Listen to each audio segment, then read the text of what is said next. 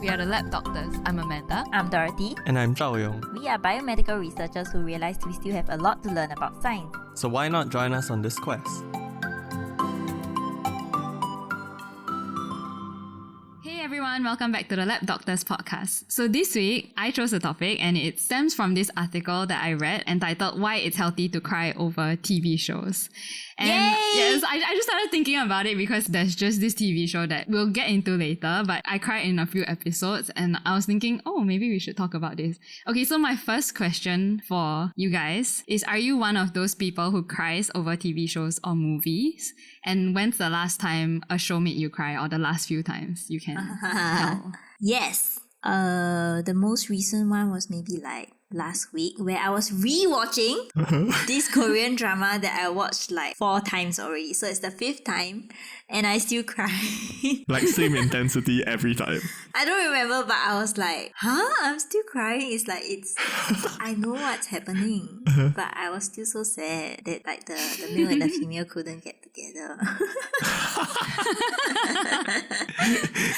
So yes, I always cry. I don't know if this is relevant, but like I would like to say that there are those tears that you cry from like these kind of shows. They don't make your face swell the next day. Whereas if I like fight with family friend, right, and I cry, my face will be swollen. It's anecdotally, it's like that for me. Is it because of the intensity of crying? I don't think so. If I cry during a drama, right, I can cry until my nose block one. But like the next day, I'll still be okay. Whereas like you have seen me cry, like, and then I come to work the next day with swollen eyes, right? Those are like fights with people. Yeah. I never realized for myself. Zhao. For me, I don't cry as in full on sob and then like get nose blocked, but I can feel like tears welling. And then you open your eyes bigger for it to evaporate faster. I don't really like full on cry. But like, you would say you cried, right? Yeah. If I reach that stage, I would tell people I cried watching the show. Yeah. Okay. Okay, That's so your when's level. the last time a show made you cry? And I feel like I know the Last answer. week. Do you want to tell us about It might be this week. I don't know. So you can give a few examples, up to you. Whatever. Most recently, Ted Lasso. So it's an Apple TV Plus show that I was very angry initially because they won a lot of Emmys this year. So I was like, okay, you know what? I'm just gonna watch it just to see like how great it is. And then I cried. And I was like, okay, yeah, it's a damn good show. You watch this called again? Ted Lasso, T-E-D-L-A-S-S-O. Oh, that's the name? That's not the name of the actor? Yeah, it's the name of the character, but it's also the name of the show. Okay, so I guess I'm the last to answer. So this happens to me all the time. Either I'm bawling or I'm like in a state of shock, or I think Zhao has seen this before. I'm like in this state of where I'm disconnected from reality and I'm distracted the whole time because I'm so immersed in something, even after the show. So I mean, okay, so for me, obviously Ted Lasso is one of them, which Zhao got like the rest of the lab to watch also. Yeah. That's the last time I cried. I convinced all of them to watch. Yeah, okay, so I guess for me, it's not just like feature length stuff. The last time I cried in a trailer was this movie called King Richard, which is, so I just watched this. You watch trailers and you cried? How can you? Yeah. Every time I watch trailers, I'm like, what's happening? I don't understand. Oh my goodness. So King Richard is about Venus and Serena Williams' father and their whole journey and how they got to where they are. Oh my goodness. The trailer is 2 minutes and 30 seconds and I cried. So basically all this to say is I always feel the feels. Yes. So this is This is a very relevant topic. But I rewatched it a second time and I felt the tears welling up. So Wow. I don't know. So I feel like this is a very relevant topic for the 3 of us. Okay. Okay, so the actual thing I want to talk about is parasocial relationships. So research shows that becoming attached to television personalities can actually be healthy. So psychologists call these types of relationships that we form with fictional characters or people that we don't actually have a reciprocal interpersonal relationship with. These are called parasocial relationships because it's one directional. Okay. And I found this podcast on Spotify. I'll link it in the description, but the episode goes for 1 hour and 6 minutes on the history and psychology behind parasocial relationships. So if you're curious, you can check it out. It's a really good primer for this whole phenomenon. Okay. But because this is TLDR, these are the spark notes that I got from the already summarized version. And then like the 1 hour is a summary, so these are my summaries. You summarize the summary. Okay, because I don't want to talk about this for 1 hour because it's interesting, but I also want to know what you guys think. Okay, so this phenomenon was actually described by psychologists Horton and Wall in 1956 about the interactions between media figures and the audience, where the audience act as though they are involved in a typical social relationship. But it is important to note that these interactions predate this paper, so like before the 1950s, like as far back as media goes, that's how far back like parasocial relationships go. So since then, researchers and psychologists have explored parasocial relationships and the pros and cons of it. But before I get into that, I'll go through the 4 stages of parasocial relationships. So the 4 stages, the first one is initiation, where you are attracted to the persona, whether physically, as in you like their looks or you like something about their physical demeanor, or psychologically, so you identify with how they think and how they act. So that's the first stage, initiation. Then the second stage is experimentation, where you seek more interactions and you observe how the persona fits into your values and beliefs. So basically this is building up from the initial, I would say contact, but it's your contact with them, but they don't know that you exist. So number 3 is intensification, where you develop an emotional connection to the persona and you think about them even when you're not consuming content directly. And finally, the final stage is integration or bonding. So when the relationship becomes so intense that it becomes part of your identity, so other people in your life know that you are a part of this fandom or that you really like this person or character. Or that you essentially form a religion around the character. Yes. So you feel that your bond with them is special and you relate with other people who appreciate the persona. So I guess before I ask my next question, I just want to disclaim that I thought about all this from the lens of me and a fictional character. But this also applies to celebrities and influencers. Right, yeah. But it's just slightly more complex because there is a chance for reciprocity. So you may be able to interact with them. Yeah. But it's not much. So it's still considered a parasocial relationship because for like majority of the time, they don't know you exist and your existence doesn't really affect their life, whereas their existence affects your life. Yes. So I guess my next question is, can you describe a time that you went through these stages where you thought, oh yeah, I went through this or anything? Basically, I went through all 4 stages with all the characters of Ted Lasso, and now I feel like I'm living my life based on the philosophies taught by the show, and I'm just like the show in itself. I'm having a relationship with that, and that's what I mean by forming a religion around the show, because that's essentially what I did. The characters is the whole entire world. And yes, it's the entire world. Yes, it's crazy. Yeah, when I was reading it, I was just thinking about, I mean, obviously recency bias because we were watching Ted Lasso now. And the last one where it says, oh, you relate with other people who appreciate the persona. And then it becomes so intense that it's part of your identity. And I just thought of you. I mean, honestly, I feel a lot better living my life now. It's crazy. I don't know. I'm less affected by shit. I don't know what. No, it's good. Okay, so we'll get into that later. So the pros and cons of parasocial relationships. But before that, we'll just talk about the relationships itself. Okay, Dorothy. So another thing that they always say is that the relationship can be terminated at any stage. As with any type of relationship. Yeah. I don't know if this is counted, but like there's this recent hoo-ha in the K-drama world about like this guy who almost got cancelled. I don't know if you know. No, I'm sorry. I'll just say the name here for listeners who can relate to me, called Kim Sun-ho. Basically, he's like an up and rising actor, but at the peak of like his career, he almost got cancelled. Basically, his ex-girlfriend like posted some shit about him, which based on other new articles is false. So he got cancelled for nothing, and it's just so sad because I watched like a variety show that has him, and I feel like he is a value. He's like one of the interesting characters in this variety show. And because of this whole thing, he backed out of this variety show, and then now I'm like, I don't want to watch this show anymore. Yeah, and then when I watched the like most recent K-drama that he starred in just before he got cancelled, right? Then I'll keep thinking about like how he's being cancelled now, and like I can't see him anymore for a while.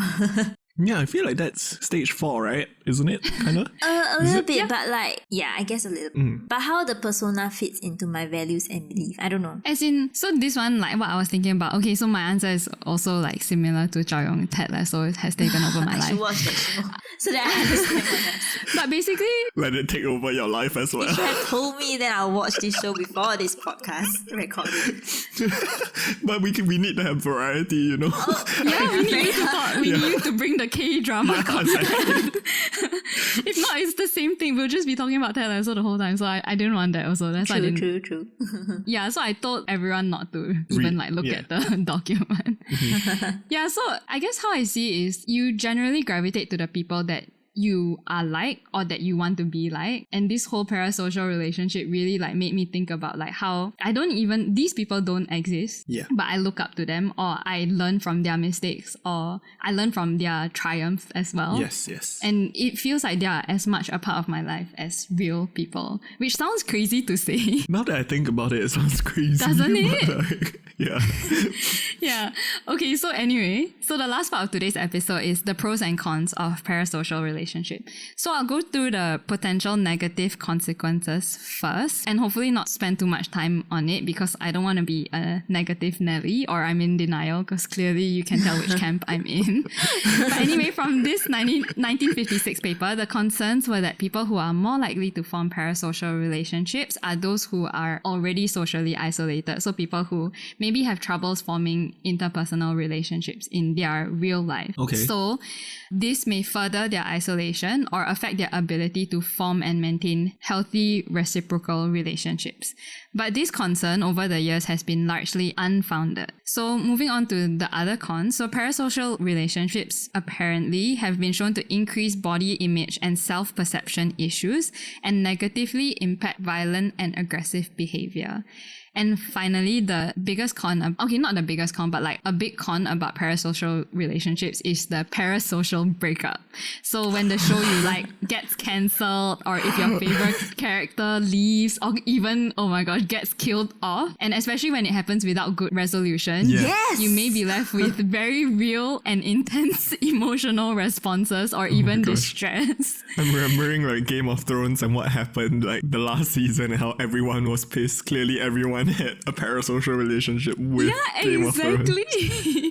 Yeah. So my next question was, do you experience any of these negative effects? And yeah, you already brought up one. Wait, Yeah. but why is the first point unfounded? Apparently, they did studies where they evaluated whether people do have issues with forming interpersonal relationships, and they found that this is not true. Right. Okay. So, do you experience any of these negative effects from your parasocial relationship? Actually, not that much. I'll be disappointed by a show, but when I experience the negative side, I feel like I don't hold on to that as long as like what happened with Ted Lasso, where I really actively changing the way I think. So I don't know. Yeah, the negative side not as much. I think I can relate with all the cons, and given that the first one is largely unfounded because I don't think I'm becoming more socially isolated. But the second and third one, where like I think the part where it increases my self-perception issues, I think, yeah, especially like when for the K-pop side, Right. there's a lot about like how you should look good and stuff like that, and I guess it will have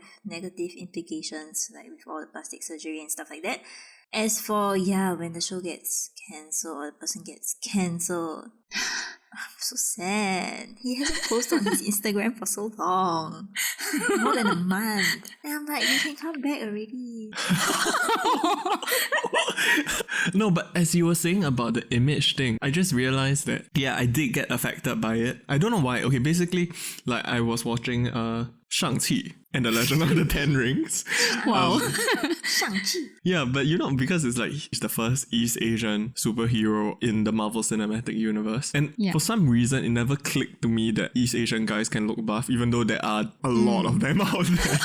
It only clicked when I watched it on a big screen, and I was just like, so I guess it is possible to be a superhero. Yeah, so that for me is that effect like really did have a hold on me for a bit. Yeah. Okay, I think for me, I also feel sad when a show or movie I like ends, mostly because I'm so attached to the character. So they actually did research on how, obviously we're talking about movies and TV shows, but also how reading fiction also have these same effects. Right. Because you can still form parasocial relationships even if it's not on TV screen. and movies. Yeah, it doesn't have to be a screen. Makes sense. And like it really frustrates me because I probably like the show or the movie or the book because of good writing, and I really care about good writing. So people are like, oh, when it ends, it's up to your interpretation. You get to like imagine what's the best case, like what you want to happen. But in my mind, I'm thinking, because clearly I like it for good writing. Yeah. Exactly. So I'm clearly inferior to your writing, so why would I want to imagine what happened? oh my gosh, thank you. If I could write it, I would be writing it already. Exactly. So this is my most I think the most intense emotion that I feel. Yeah. Especially with books, because I just care so much about the writing, and when it ends, I don't want to imagine what happens. I want to read what you say happens. But hopefully it aligns with what I want. Yeah. Now that I think about it, then there's also that book to movie disconnect. Because like how people say that the books are always better than the movies. And I feel like that in itself is also like one relationship versus the other, right? Yes, yeah. Oh my gosh. So it goes the same for like writing in movies and everything. So I really care about the script and like how well like it's storyboarded and stuff. So there's this movie that I watched recently, Short Term 12, which is by the same director as Shang-Chi. And oh my god, it's so well written, and I just love it. And then I was like, I don't know what happens after that because it's over such a short time. And anyway, so I do get intense emotional responses when it ends.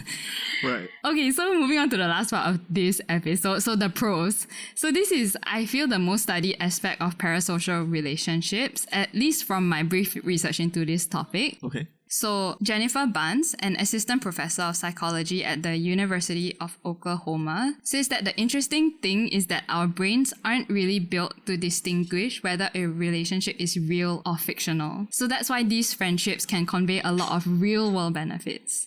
So does that make sense? So like you form these relationships, it's not with a real person, but your brain can't distinguish that your relationship. So that's why your brain thinks the relationship is real. And honestly, like sometimes the relationships with these TV characters are better than your relationships in real life. Okay, so these real-world benefits include self-esteem boost, decreased loneliness, and increased empathy. So like Dorothy said just now about crying, tragic fiction also provides catharsis, so a purge of negative emotion. So Jennifer Barnes, the psychologist that I mentioned earlier, she mentioned that these shows give us something to focus our negative emotions on and get them out of our system. So research has shown that people often tend to feel better after crying. So that's why maybe crying in terms of like these TV shows as opposed to having a fight is actually better for you. So there are many more pros which professionals have articulated better than I ever could. So I'll link another article. But I guess the last point that I wanted to bring up that really hit me is that these shows challenge us to appreciate what we have, compel us to confront the hurt that we often ignore, and even inspire us to mend relationships.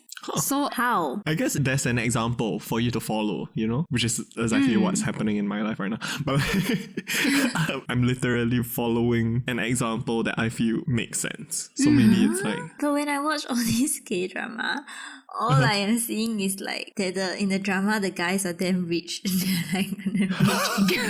And I'm like, I'm not appreciative of what I have because I'm not rich like that. Wait, then is it like the negative side, right? a little bit because it's like self-perception issues. Okay. I guess for me, I always thought that like I could only relate if the person looks like me, but then now I realize that I relate to like everything. So can you relate to a doorknob, Amanda? Go look at a doorknob and I mean, if if the writer gave me context on what the doorknob is experiencing, probably. Holy shit, yeah, okay, I get what you mean now. Yeah, I would You know relate to what a I mean? doorknob as well. Yes. Call Me By Your Name was like the most obvious example for me because I'm not the same demographic as the actors. I don't go through the exact same conflict that they go through. But I feel like I pull similarities about emotions that they feel or struggles that they're going through, even though it's not exactly the same as mine. I can recognize the similarities and then, so I appreciate what I have. Okay, yeah, I agree. So if they're going through a struggle that maybe I don't have to go through, I appreciate that I don't have to go through that. Or if they have to confront something, I realize, in my life, I am going through this and I should deal with it, you know? So my last question, I guess, is which camp are you in the whole parasocial relationships are good or bad? For you personally or like for people in general? Because I tend to be a negative person. I feel like there are a lot more obvious and sadly very negative associations of parasocial relationships, even in media itself, like people who become stalkers. Yeah. But I mean, I would like to believe the positive outweighs the negative. Personally, because Ted Lasso has changed me in a way that it can never unchange me. Yeah. I agree with Zhao Yong in terms of how it could become so negative, but I think it has to be a healthy balance. Some, we call it K-nets, they start being crazy about their K-pop stars where they are like, that person cannot get married. It's like K-pop stars have to be single so that they will still be popular, and this doesn't make sense because you mean if they're not married, you're gonna get to marry them? Like, what? So, right. So it becomes unrealistic and it becomes so unhealthy. So I think there needs to be a healthy balance where you let your emotions transpire, but it shouldn't take over your life. They are just another person in this planet. I guess the people closer to you are the more important ones. Yeah. Yeah, in terms of negative, the thing that most comes to my mind now, basically because this is happening now, is the whole Taylor Swift fans and the death threats to Right. John Mayer and Jake Gyllenhaal. And that's very sad because I don't think she wishes that on them as well, is the point, right? yeah. I mean, it doesn't matter her intention, but it matters as the audience, you also have the responsibility to the people around you still. So it just makes me very sad when it's taken too far, as y'all said. So, but for me personally, I think parasocial relationships are good because it makes me a more empathetic person. It just gives me perspective on life that I would not have otherwise gotten. Because you can't deny that throughout your life, you won't experience everything that everyone else is experiencing. Yes. But TV and movies give you that perspective that you wouldn't be able to get. I would never understand what it's like to be from another ethnicity or another socioeconomic status or growing up in a different country. I would never know all this, but watching shows gives me that. So, yeah. Yeah. So that brings us to the end of this episode. And as usual, follow us on Spotify and subscribe to our YouTube channel. A like and a comment would really help us out. You can also follow us on our social media, Instagram, Twitter, or Facebook, and feel free to DM us any questions. Alternatively, you can email us at thelabdoctors@gmail.com. We'll link all the things that we talked about in the episode description, so do check that out and share this with your friends and family. Thank you. Bye-bye.